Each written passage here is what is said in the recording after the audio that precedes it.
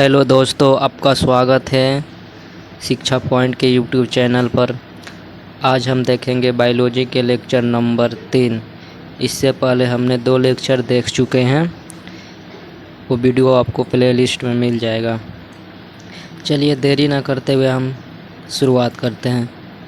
चलिए देखते हैं आज का पहला क्वेश्चन क्या कर रहा है। आज का पहला क्वेश्चन, स्थिर अवस्था में मेढक त्वचा से श्वसन करता है। यानी स्थिर अवस्था में मेढक किस अंग से श्वसन करता है? तो इसका आंसर होगा त्वचा से। अगला प्रश्न, एंटीबायोटिक शब्द का प्रयोग सबसे पहले अलेक्जेंडर फ्लेमिंग ने किया था। यानी एंटीबायोटिक्स जो शब्द है इसका प्रयोग सबसे पहले अलेक्जेंडर फ्लेमिंग ने किया था। अगला प्रश्न, हरे पौधे में प्रकाश संश्लेषण की इकाई क्वांटासोम कहलाती है। अगला प्रश्न, एंटीबायोटिक दवा बुखार कम करने के लिए ली जाती है। एंटीबायोटिक जो दवा होता है बुखार को कम करने के लिए ली जाती है। अगला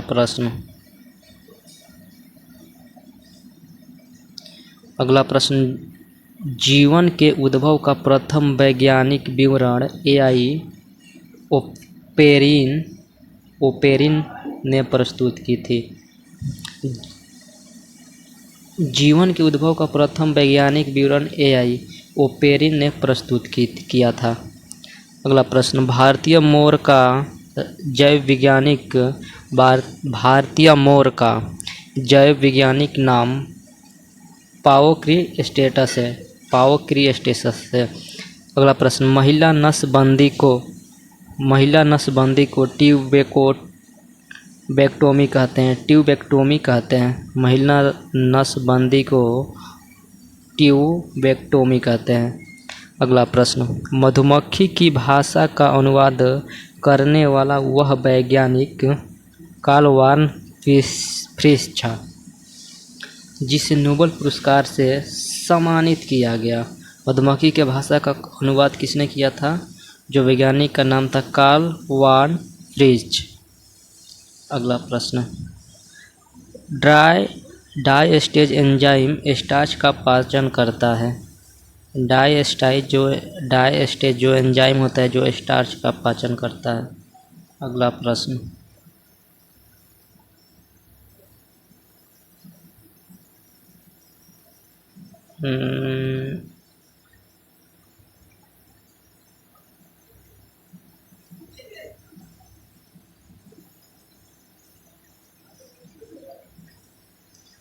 अगला प्रश्न है, रॉबर्ट कोच को 1905 में नोबेल पुरस्कार सर्वप्रथम जीवाणुओं का कृत्रिम संवर्धन तथा एंथ्रेक्स और टीबी के जीवाणुओं को अलग करने के लिए मिला था। रॉबर्ट कोच को जो 1905 में जो नोबेल प्राइज मिला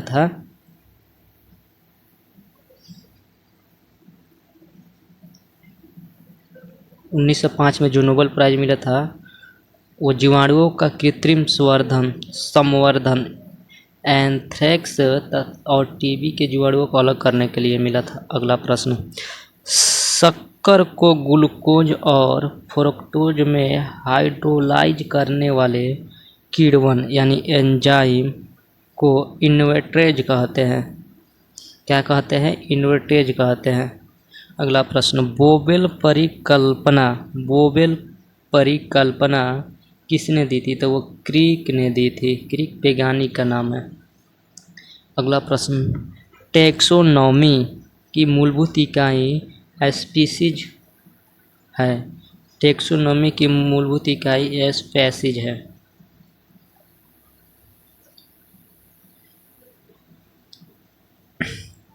अगला प्रश्न है, अधिकांश मछलियों का रंग सुनहरी गुआनिन उत्पाद के कारण होता है।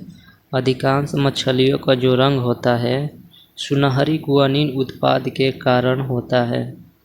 अगला प्रश्न, मक्का का बौना रोग स्पाइरोप्लाज्मा के द्वारा होता है। यानी मक्के का बौना रोग, मक्के का जो बौना रोग होता है स्पाइरोप्लाज्मा के कारण होता है। अगला प्रश्न, बहुत अधिक ऊंचाई पर मनुष्य की आरबीसी की संख्या बढ़ जाती है।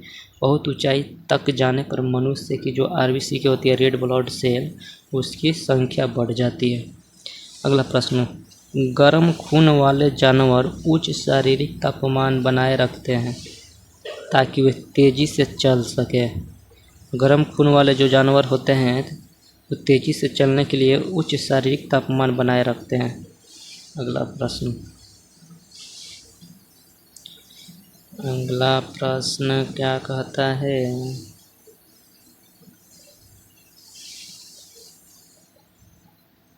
अगला प्रश्न, मादा एनोफिलीज मच्छर के आमाशय में प्लाज्मोडियम के अंडक की खोज, आमाशय में जो प्लाज्मोडियम के अंडक की खोज रोनाल्ड रॉस वैज्ञानिक ने की थी। अगला प्रश्न, 1827 में सर्वप्रथम मैकुलाच ने मलेरिया शब्द का प्रयोग किया था। मलेरिया शब्द का प्रयोग सबसे पहले किसने किया था? तो 1827 में मैकुलाच ने किया था। अगला प्रश्न, 1880 में लेवरन ने मलेरिया से पीड़ित व्यक्ति के लिए रुधिर में 1880 में लेवरन ने मलेरिया से पीड़ित व्यक्ति के रुधिर में मलेरिया परजीवी प्लाज्मोडियम की खोज की थी। अगला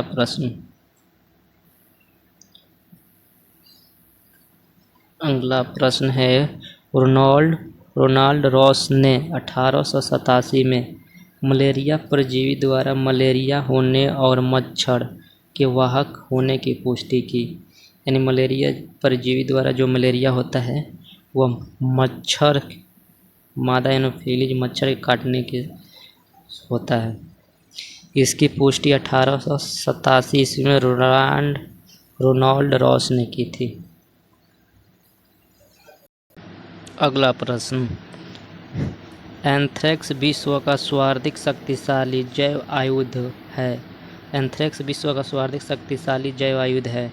यह एक एकल जीवाणु द्वारा फैलता है जिसका नाम बैसिलस एंथ्रेसिस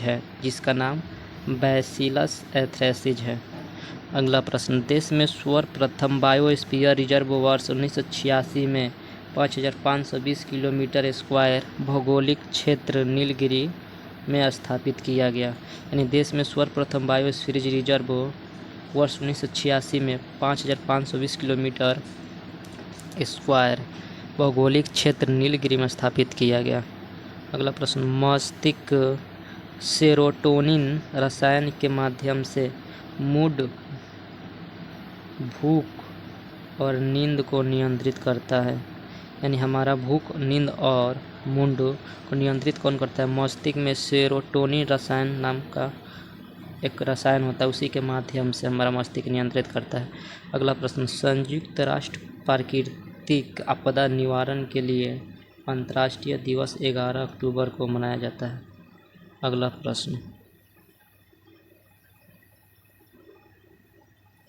अगला प्रश्न, मधुमक्खियाँ आपस में एक दूसरे को नृत्य की भाषा द्वारा संवाद बताती है।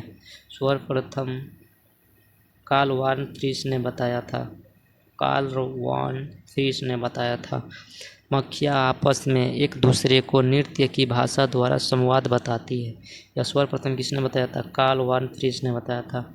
अगला प्रश्न, डॉट्स यानी DOTS का पूर्ण स्वरूप डायरेक्टली अब्जर्ड ट्रीटमेंट कोर्स है। क्या है? डॉट्स का पूर्ण स्वरूप डायरेक्टली अब्जर्ड ट्रीटमेंट कोर्स है।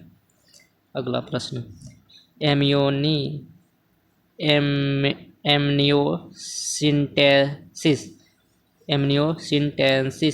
तकनीकी भ्रूण के लिंग परीक्षण से प्रयोजन से संबंधित है।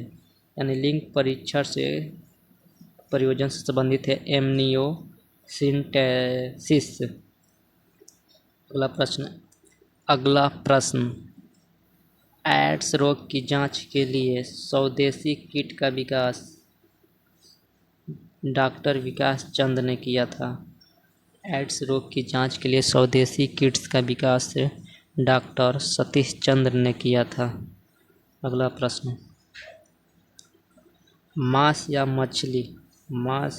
मछली जिस पर नमक छिड़क दिया जाता है वे लंबे समय तक मोल्ड एवं बैक्टीरिया से मुक्त हो जाते हैं क्योंकि लवण और मांस नमी शोषित कर लेते हैं।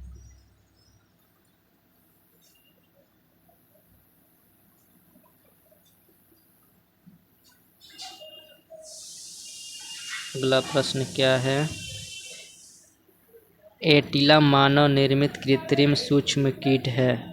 एटिला मानव निर्मित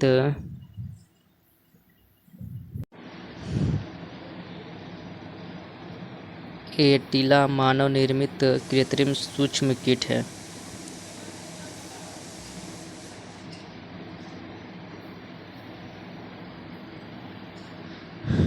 अगला प्रश्न, मानवा बाजार की किस्म है।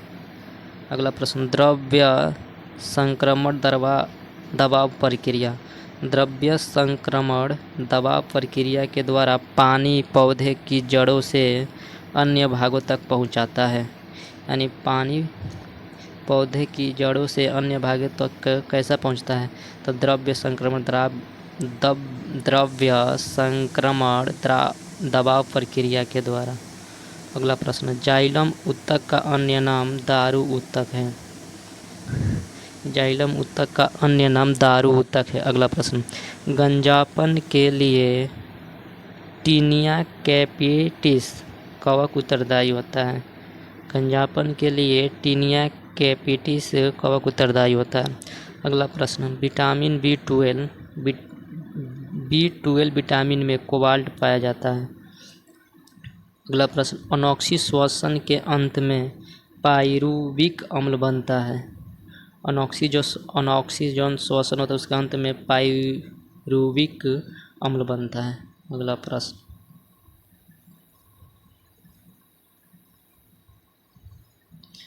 प्रश्न, है कॉर्टेक्स के विस्तृत होने पर उपापचयी प्रक्रमों में गड़बड़ी उत्पन्न हो जाती है। इस रोग को एडिशन रोग कहते हैं। कॉर्टेक्स के विकृत हो जाने पर उपापचयी प्रक्रमों में गड़बड़ी उत्पन्न हो जाती है। इस रोग को एडिशन रोग कहते हैं। भारतीय पारिस्थितिकी का जनक रामदेव मिश्रा को कहते हैं। डॉक्टर नॉर्मन बोरलॉग को हरित क्रांति के जनक कहते हैं। अगला प्रश्न, डॉक्टर एस स्वामीनाथन को भारतीय हरित क्रांति के जनक कहते हैं। अगला प्रश्न, डॉक्टर वर्गीज कुरियन को श्वेत क्रांति का जनक कहते हैं। अगला प्रश्न, भारतीय जीवाश्म विज्ञान का जनक बीरबल साहनी को कहते हैं। अगला प्रश्न, टीकाकरण के जनक एडवर्ड जेनर को कहते हैं। ऐसे आपको अगर वीडियो अच्छी लगी हो तो लाइक और शेयर ज़रूर करें। इससे का पहले का 2 लेक्चर प्लेलिस्ट में मौजूद है, जाकर आप देख सकते हैं।